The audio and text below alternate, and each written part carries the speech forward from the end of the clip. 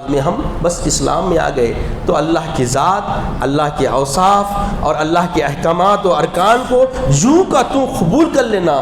بس یہ قبول کرنے کا انداز صرف دو ارکان پہ ہے، اقرار باللسان، تصدیق بالقلب. زبان سے اقرار کرنا، دل سے تصدیق کرنا. اور ایک ہے مفصل ایمان، چیدہ چیدہ الگ الگ ہر ایک کی تحقیق، ہر ایک کے علم و عرفانیت کے ذریعے یقین اپنے سینے میں جاگزی کرنا. اسے کہتے ہیں ایمان مفصل. کیا کہتے ہیں؟ ایمان مفصل. میں نے یہ اس لیے بھی کہ یہ بنیادی عقیدے ہیں. جب یہ جان لیتے ہیں، اب یہ جان کے جب ہمارا عمل ہوتا ہے، وہ عمل اللہ کی بارگاہ میں فوری مقبول ہو جاتا ہے. تو ایمان مفصل کیا ہے؟ آمنت باللہ ملائکتہ وکتبہ ورسلہ والیوم الآخر والقدر خیرہ وشرہ من اللہ تعالی والبعث بعد الموت. پھر پڑھیے آمنت باللہ وملائکتہ وکتبہ ورسلہ والیوم الآخر والقدر خیرہ وشرہ من اللہ تعالی والبعث بعد الموت. آمنت باللہ، ایمان لایا میں اللہ پر، وملائکتہ اور اس کے فرشتوں پر، وکتبہ اور اس کی کتابوں پر، ورسلہ اور اس کے تمام رسولوں پر، والیوم الآخری اور آخرت کے دن پر، حشر کے دن پر، انصاف و عدل کے دن پر، والیوم الآخری والقدر خیرہ وشرہ اور تقدیر پر. جو کچھ زندگی میں اچھا ہوگا برا ہوگا یہ سب تقدیر کے انحصار پہ ہوگا. اس کیفیت، اس حقیقت کو جانتے ہوئے اس پہ پورا معتمد ہوں، پورا اعتماد رکھتا ہوں، پورا یقین رکھتا ہوں. والقدر خیرہ وشرہ من اللہ تعالیٰ، یہ سب اللہ کی جانب سے.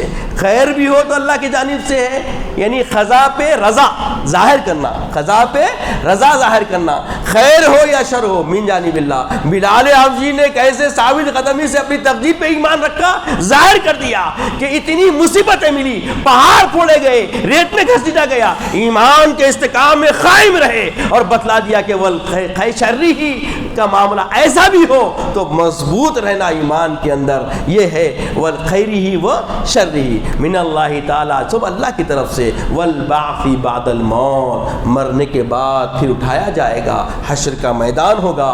فمن یعمل مثقال ذرۃ خیرا یرا ومن یعمل مثقال ذرۃ شرا یرا.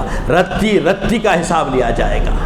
مسجد میں آپ آ رہے ہیں، مسجد کو کوئی ذرائع نہیں ہے، جانتے ہیں، اور اس جاننے کے بعد آپ اپنی ٹیم، اپنے جذبے سے، اپنے ایمانی حرارت سے جو بھی دیں گے، اس کی جزا کون دے گا؟ رب احکم الحاکمین دے گا. مسجد کا امام دعوت دیتا ہے، مسجد کا خطیب دعوت دیتا ہے، مسجد کا انتظامیہ دعوت دیتا ہے. کس طرف؟ خیر کی طرف. اور دعوت دینے میں بھی لالچ ہے، میں یہ بھی نہیں چھپاؤں گا تاکہ آپ کو معلوم ہو کہ آپ بھی دعوت دیں. دعوت دینے کی میں بھی کیا ہے؟ لالچ ہے، اور لالچ خیر کی ہے. آقا فرماتے ہیں ان الدال علی الخیر کفاعلہ، جو نیکی کی کسی کو دعوت دے کے ابھارتا ہے تو ابھارنے والا جو نیکی کرنے کو والے کو ابھار رہا ہے، جب وہ ابھر کے نیکی کرتا ہے تو وہ نیکی کرنے کی جزا، اس کا ثواب ابھارنے والے کو بھی نصیب ہوتا ہے.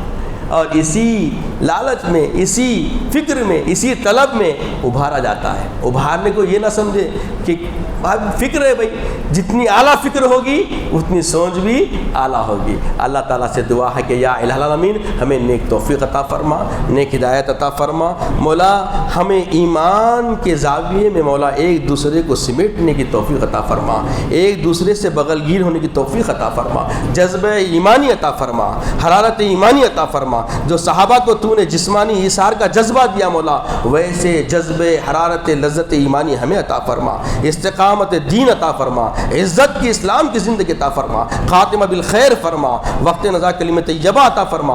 اپنے حبیب پاک صلی اللہ علیہ وسلم کا دیدار عطا فرما. سبحان اللہ و بحمدہ، سبحان اللہ العظیم والحمد للہ رب العالمین. جو حضرات سنن نہیں پڑھے پڑھ لیجیے.